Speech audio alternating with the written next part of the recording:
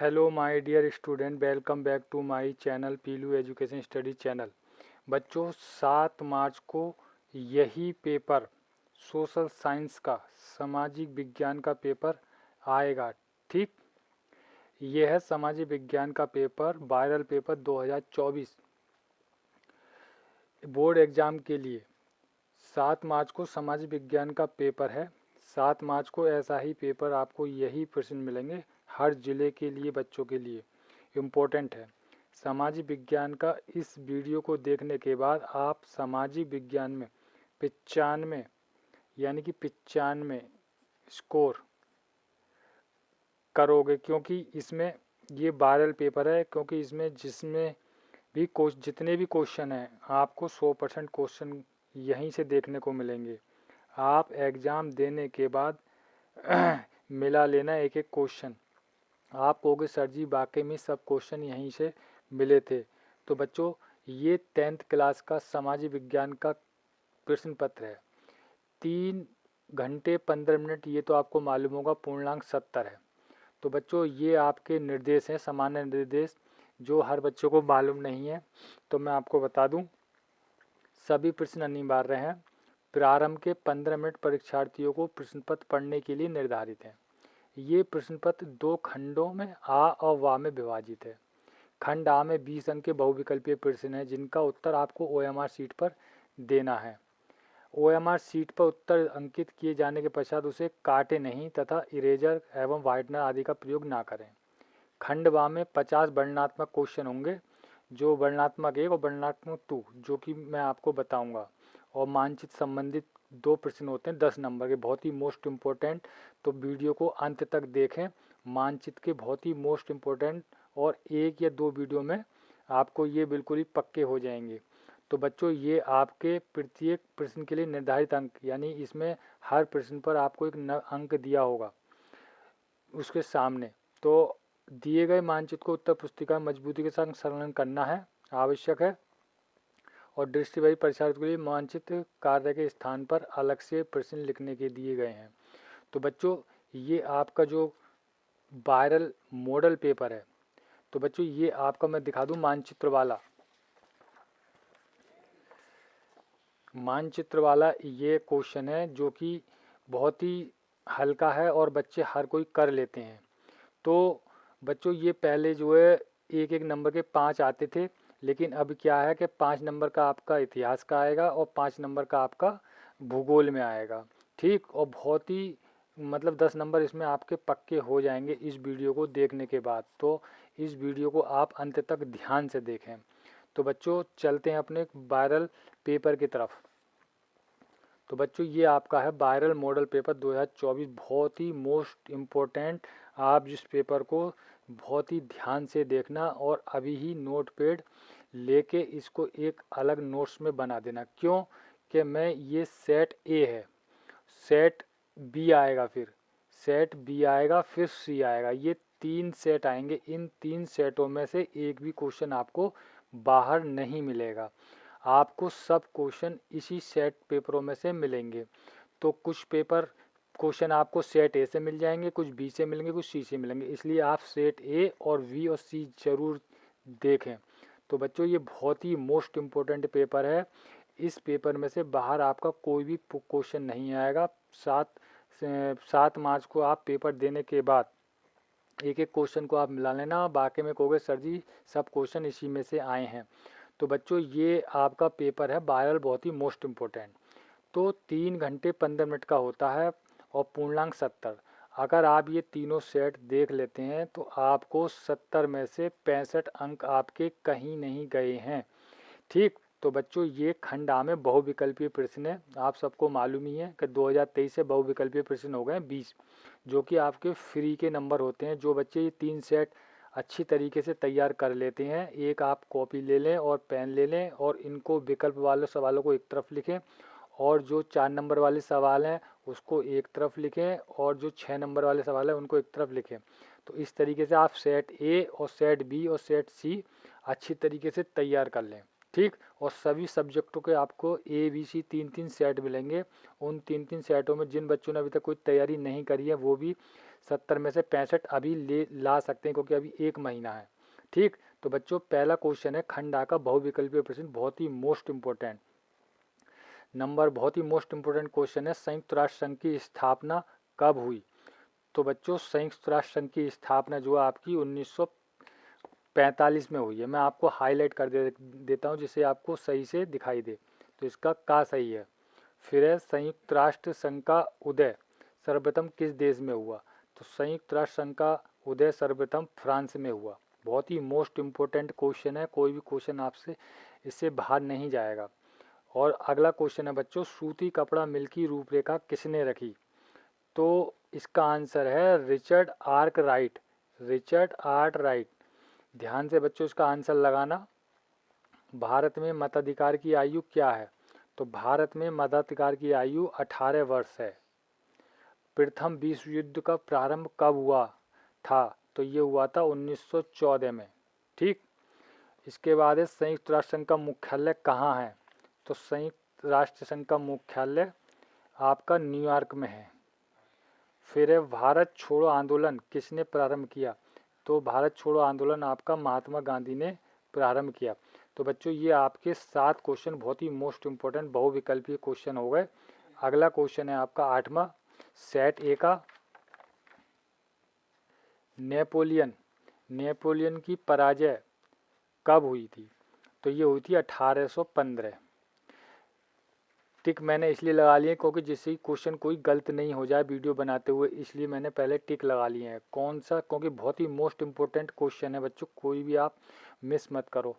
कौन सा संघीय सूची का विषय है? तो यहाँ पूछा कौन सा संघीय सूची का विषय है, तो ये है रक्षा। ठीक, आर्थिक महामंदी का प्रारंभ कब से हुआ? तो ये हुआ था 1929 से। राष्ट्रवाद का प्रारंभ सर्वप्रथम किस देश से हुआ? तो ये हुआ था फ्रांस से। भारत में महिलाओं के लिए आरक्षण की व्यवस्था है। पंचायती राज की संस्थाएं।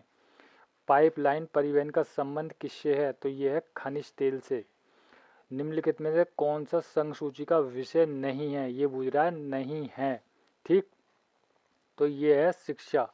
शिक्षा जो हमारा समवर्ती सूची का है, तो ये संघ सूची का पूछ रहा है। संघ सूची का विषय नहीं है, तो ये हमारा शिक्षा है जो संघ सूची का विषय नहीं है। बाकी हमारे सब संघ सूची के विषय हैं। तो भू क्षरण से क्या तात्पर्य है? भू क्षरण से तात्पर्य भूमि का अनुपजाऊ होना। बहुत ही मोस्ट इम्पोर्टेंट क्वेश्चन है बच्चों। निम्नलिखित में से कौन सा परंपरागत ऊर्जा का स्रोत नहीं है? ये पूछ रहा नहीं है। ठीक, तो ये है भूतापीय ऊर्जा। ठीक, अगला क्वेश्चन है बच्चों 16वां। तो 16वां क्वेश्चन है आपका बच्चों, निम्नलिखित में से प्राथमिक क्षेत्र का क्रियाकलाप नहीं पूछ रहा है। प्राथमिक क्षेत्र का बहुत ही मोस्ट इम्पोर्टेंट क्वेश्चन है बच्चों। ऐसे ही क्वेश्चन आपको एग्जाम में देखने को मिलेंगे और हो सकता है कि यही क्वेश्चन आ जाए। तो इसका आंसर है निम्नलिखित में से प्राथमिक क्षेत्र का क्रियाकलाप नहीं है, तो ये है गुड़ बनाना। गुड़ बनाना जो है प्राथमिक क्षेत्र का क्रियाकलाप नहीं है, तो इसका आंसर हो जाएगा बी, बा, केवल गा। ठीक, अगला क्वेश्चन है सार्वजनिक एवं निजी क्षेत्र को किस आधार पर वर्गीकृत किया जाता है? तो यह है उद्यम का स्वामित्व। ठीक, फिर है अगला क्वेश्चन 18वां, मगरमच्छ, गेंडा, काला हिरन किस जाति में नहीं आते हैं? ये पूछ रहा है नहीं आते हैं, तो ये सामान्य जाति में नहीं आते हैं। ठीक, और अगला 19वां क्वेश्चन है 1448 ईस्वी में गुटेनबर्ग ने कौन सी पहली पुस्तक छापी? बाइबिल। ये है बाइबिल। निम्नलिखित को सुमेलित करते हुए सही विकल्प का चयन कीजिए। तो ये बहुत ही मोस्ट इम्पोर्टेंट है बच्चों, मैचिंग तो 100% ही आएगा। ठीक, तो आपके 3 सेट में 3 मैचिंग मिलेंगे, बहुत इंपॉर्टेंट वाले, उसी में से आपको मिल जाएगा। तो ये है भाखड़ा, नागल, फिर हीराकुंड, सरदार सरोवर, टिहरी, नर्मदा, भागीरथी, सतलुज, मादी, इनको सही से मिलाना है। तो इनका जो आंसर है बच्चों वो है सा, काका 3, मतलब काका 3 सतलुज, फिर है खाका 4, यह है महानदी, फिर है गाका 1 नर्मदा, फिर है टिहरी घाका 2। ठीक, तो इसका आंसर हो गया आपका तीसरा सा। ठीक, ध्यान से देख लेना बच्चों, ये आपके बच्चों बहुत ही मोस्ट इम्पोर्टेंट क्वेश्चन बहुविकल्पीय 20 क्वेश्चन हो गए। आप इसे सही से ध्यान से नोट कर लेना। ठीक, अगला आता है खंड बा में वर्णनात्मक 1, जो उत्तर आपको 80 शब्दों में लिखना है। तो ये बच्चों आपका जो क्वेश्चन है बहुत ही मोस्ट इम्पोर्टेंट क्वेश्चन है। आप इन क्वेश्चनों को अच्छी तरीके से तैयार कर लें और इन्हीं को अच्छी कॉपी पे या क्वेश्चन बैंक में से तैयार कर लें, क्योंकि ये आपके 4 नंबर के क्वेश्चन होंगे, 4, ठीक, 4 नंबर के क्वेश्चन। तो बहुत ही मोस्ट इम्पोर्टेंट क्वेश्चन है। प्राथमिक विश्व युद्ध के पश्चात होने वाली महामंदी के 2 कारण लिखिए। Very very most important question है बच्चों। 1789 ईस्वी की फ्रांसीसी क्रांति के परिणाम का वर्णन कीजिए। फिर है दूसरा क्वेश्चन, यानी कि आप चाहें तो इसमें से कीजिए, चाहें आप इसमें से कीजिए, आपको एक क्वेश्चन करना है। लेकिन पेटेंट में इसी पेपर में इसी तरीके से आएगा, अथवा करके 2 क्वेश्चन होंगे, दोनों में से आपको एक करना होगा, ठीक। तो रोलेट एक्ट क्या था, उसका विरोध कैसे किया गया, इसका परिणाम।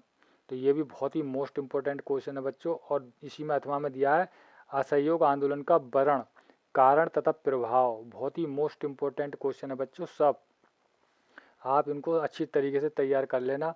भारत में औद्योगिक विकास की क्या विशेषताएं हैं, अथवा बहुउद्देशीय परियोजनाओं के लाभ तथा हानि। तो बच्चों ये भी बहुत मोस्ट इम्पोर्टेंट क्वेश्चन है।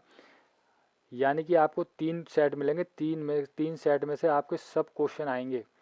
और अगला क्वेश्चन है चौथा, बहुसंख्यवाद से आप क्या समझते हैं, श्रीलंका में इसकी क्या महत्ता, परिभाषित कीजिए, 4 नंबर। तो बच्चों अथवा में भी इसमें भी दिया होगा, यानी 4 क्वेश्चन में आपको अथवा मिलेगा, तो आप कोई सा भी क्वेश्चन कर ले, ठीक। तो ये बच्चों आपके 4 नंबर वाले बहुत ही मोस्ट वेरी मोस्ट क्वेश्चन आपके ये हो गए। तो बच्चों इसी तरीके से आपको अगला सेट बी मिलेगा, फिर उसके बाद सेट सी मिलेगा। जो आप नए बच्चे हैं वो आप मेरे चैनल को सब्सक्राइब कर लें, जिससे इन तीनों सेटों को आप मिस नहीं करें। और जो बच्चे पहले से ही कंटिन्यू बने हुए हैं वो मेरे चैनल को लाइक, सब्सक्राइब और अपने बच्चों में, संग साथ वालों में शेयर करें, जिससे कि उनका भी कुछ भला हो सके। तो ये बच्चों आपके बहुत ही मोस्ट इम्पोर्टेंट खंड बा में वर्णनात्मक 1, जो 80 शब्दों में आपको क्वेश्चन लिखना है, very very most important question होगा बच्चों। अब आते हैं वर्णनात्मक 2। वर्णनात्मक 2 में बच्चों ये हैं आपके वर्णनात्मक 2 में 150 शब्दों में आपको ये आंसर लिखना है। ये आपका 6 नंबर का क्वेश्चन आएगा, सब 6 नंबर के क्वेश्चन है। आपको ये 4 क्वेश्चन करने पड़ेंगे 6 नंबर के। तो बच्चों ये कौन कौन से क्वेश्चन है, वेरी वेरी मोस्ट। तो जिन बच्चों ने सब्सक्राइब नहीं कराया तो वो चैनल को सब्सक्राइब कर लें और लाइक और शेयर करें, और इन मॉडल पेपर को बहुत ही अच्छी तरीके से तैयार कर लें। इसी में से ही क्वेश्चन आएगा, इससे बाहर से कोई क्वेश्चन नहीं आएगा। तो असहयोग आंदोलन किसने चलाया, इसके किन्हीं 3 कारणों का उल्लेख कीजिए। पहला क्वेश्चन, सत्याग्रह का क्या आशय है, महात्मा गांधी द्वारा चलाए गए 3 सत्याग्रह आंदोलनों का विश्लेषण कीजिए। Very most important question. लोकतंत्र को परिभाषित कीजिए, लोकतंत्र में सत्ता की साझेदारी क्यों आवश्यक है। Very most important question. सत्ता की साझेदारी लोकतंत्र की आत्मा, इस कथन की विवेचना की। ये तो वेरी वेरी मोस्ट इम्पोर्टेंट है, 2023 में भी आया था। लोकतंत्र किस तरह उत्तरदायी तथा बेस सरकार का गठन करता है। भारतीय लोकतंत्र की सफलता की किन्हीं 4 आवश्यक दशाओं का वर्णन कीजिए। इन दोनों में से आपको एक करना होगा। वेरी मोस्ट इम्पोर्टेंट क्वेश्चन, सभी वेरी मोस्ट इम्पोर्टेंट क्वेश्चन है, सब एग्जाम में आपको देखने को मिलेंगे 7 सेटों में। मृदा अपरदन का क्या अर्थ है, मृदा अपरदन का भूमि पर पड़ने वाले 2 प्रभावों का वर्णन कीजिए। तो मैं बच्चों आपको बता दूं, ये सेट ए है, इसके बाद सेट बी, फिर सी। इन 3 सेटों को जो भी बच्चा देख लेगा, चाहे उसने अभी तैयारी करी हो या नहीं करी हो, उसके 70 में से 65 नंबर कहीं नहीं गए हैं। तो इसलिए इन सेट को अच्छी तरीके से, तीनों सेटों को अच्छी तरीके से देख लेना। ये सेट ए है, इसके बाद सेट बी, फिर सी, ठीक। और हर सब्जेक्ट के आपके 3-3 सेट मिलेंगे, बहुत ही इंपॉर्टेंट। तो बच्चों अगला क्वेश्चन है, भारत में पाए जाने वाले मोटे अनाजों का उल्लेख कीजिए। इनकी पैदावार बढ़ाने के लिए क्या उपाय किए जा सकते हैं। किन्हीं 2 का उल्लेख कीजिए। ये आपके बच्चों 6 नंबर के बहुत ही मोस्ट इम्पोर्टेंट क्वेश्चन हो गए खंड बा में। अब बच्चों मैं आपको बता दूं, जो मैंने आपको शुरू में बताया था, बहुत ही मोस्ट इम्पोर्टेंट बात जो आपको पेपर में देखने को मिलेगी। ये बच्चों आपका मानचित्र वाले क्वेश्चन आते हैं 10 नंबर के, बहुत ही मोस्ट वेरी मोस्ट इम्पोर्टेंट। ये केवल आपको 3 सेटों में ही कर लें, उन 3 सेटों में से बाहर नहीं जाएगा कोई भी। केवल सबसे पहले आप इसे ही तरह तैयार कर लीजिए। तो मैं बताता हूँ मानचित्र वाले क्वेश्चन, बहुत ही वेरी मोस्ट क्वेश्चन। तो बच्चों ये पहला सेट है, सेट ए, ठीक। इसी तरीके से सेट बी मिलेगा, फिर सेट सी मिलेगा। इन 3 सेटों में से आपका कोई भी क्वेश्चन बाहर नहीं जाएगा, मानचित्र वाला भी और जो क्वेश्चन है सब, ऑब्जेक्टिव वगैरह सब, ठीक है। तो ये आपको मानचित्र में 5-5 नंबर के आपको हिस्ट्री के आएंगे और 5 नंबर आपको भूगोल को मिलेंगे। तो 5 नंबर जो हिस्ट्री के हैं वो कैसे हैं, निम्नलिखित स्थानों को भारत के रेखा मानचित्र में ये चिन्ह दे दिया है इन्होंने, चिन्ह द्वारा नाम सहित दर्शाइए। सही नाम व सही अंक हेतु आपको आधे आधे नंबर मिलेंगे, अंक निर्धारित हैं, ठीक है नहीं। तो बच्चों ये आधे आधे नंबर का मतलब है कि पश्चिम बंगाल का एक उद्यान चिन्ह द्वारा नाम दिए, तो पश्चिम बंगाल का उद्यान कौन सा है, सुंदरबन, तो उसका आधा नंबर हो गया। फिर ये चिन्ह आपको मानचित्र में जो एग्जाम में आपको मिलेगा एग्जामिनर द्वारा, वो उस पर आपको दर्शाना है, तो उसका आधा। तो इस तरीके से आपके ये 1 नंबर हो गया। तो 1 नंबर, जब 5 क्वेश्चन आएंगे तो आपके ये 5 नंबर पक्के हो गए। तो वही क्वेश्चन आपको मैं इम्पोर्टेंट बता रहा हूँ। तो ये पहला क्वेश्चन है, वह नगर जहाँ जलियांवाला बाग हत्याकांड हुआ, ये है अमृतसर, बहुत ही वेरी मोस्ट इम्पोर्टेंट। फिर है वह स्थान जहाँ गांधी जी ने सर्वप्रथम नमक कानून तोड़ा, वो है डांडी, ठीक, वेरी मोस्ट क्वेश्चन।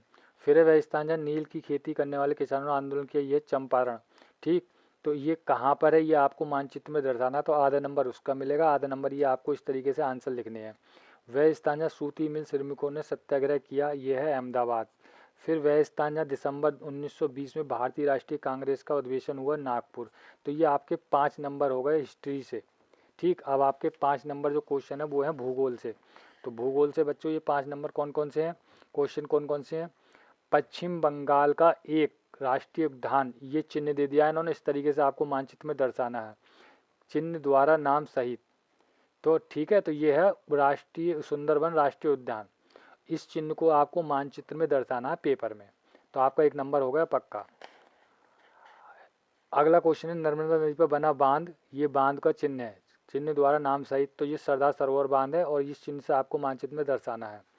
अगला क्वेश्चन है, महानदी, चिन्ह द्वारा नाम सहित छत्तीसगढ़, ठीक है। तो ये कौन सी नदी है, छत्तीसगढ़ में, तो इसको इस तरीके से चिन्ह से दर्शाना है, नदी के चिन्ह से। फिर झारखंड का एक कोयला क्षेत्र है, इसको इस चिन्ह से द्वारा दर्शाना है, तो ये है छरिया खादान में, झारखंड का कोयला क्षेत्र। फिर है भारत के पूर्वी तट पर स्थित एक पत्तन, चिन्ह द्वारा नाम बताइए, तो ये है पारादीप उड़ीसा में। तो ये चिन्ह इसका हो गया, ये चिन्ह इसका होगा, ये चिन्ह इसका होगा, ये चिन्ह इसका होगा, ये चिन्ह इसका होगा। इन चिन्हों को आप मानचित्र में दर्शाएंगे और आपके जो 5 नंबर पक्के। ये हो गया आपका भूगोल और ये हो गया आपका हिस्ट्री। तो बच्चों आपके जो मोस्ट इम्पोर्टेंट क्वेश्चन थे ये वायरल पेपर सेट ए, इसी तरीके से आपको सेट बी और सी मिलेगा। इन क्वेश्चनों को बहुत ही अच्छी तरीके से तैयार कर लेना और इसी के बाद आएगा बी सेट, फिर आएगा सी सेट। इन 3 सेटों को करना है ओनली केवल। और जिन बच्चों ने तैयारी नहीं करी है वो अगर ये 3 सेट देख लेते हैं तो उनके 70 में से 65 नंबर कहीं नहीं गए हैं। तो प्लीज़ बच्चों ध्यान से इनको अच्छी तरीके से नोट कर लेना और तैयार कर लेना। इसी तरीके के वीडियो में आगे मिलते हैं।